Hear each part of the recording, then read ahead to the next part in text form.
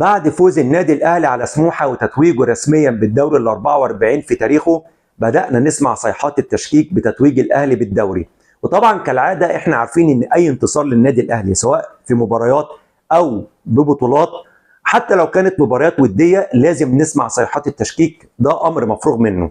شويه يقول لك ان الاهلي كان بيتفصل له المباريات زي ما هو عاوز وبيلعبها بالترتيب اللي هو عاوزه، في حين ان الانديه اللي هو الاهلي لعبها محدش منهم اشتكى في موضوع الترتيب، وكأن الجماهير دي او الناس اللي بتتكلم عارفه مصلحه الانديه اكتر من الانديه نفسها.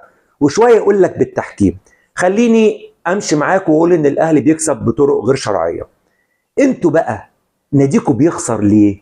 يعني بدل ما انت تبص للاهلي بيكسب ليه وتحاول تشوه انتصاراته، طب ما تبص لنفسك انت وتشوف انت بتخسر ليه وتحاول تحسن من وضعك.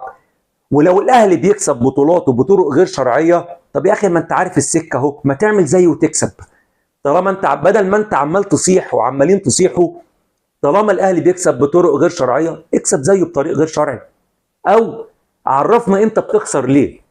وبالتالي اي كلام بتقولوه واي هبد من اللي انتوا عمالين بتعملوه ده ولا بيفرق معانا. ولو كان بيفرق مع الاهلي او مع جماهيره كل الصيحات اللي عماله بتحصل دي، ما كانش النادي الاهلي بقى هو الاكثر تتويجا بالبطولات على مستوى العالم، ولا هو النادي الافضل عربيا وافريقيا ومحليا. فمهما انتوا عملتوا ومهما انتوا صحتوا، صدقوني والله ما هتضيعوا فرحتنا باي مكسب الاهلي بيكسبه.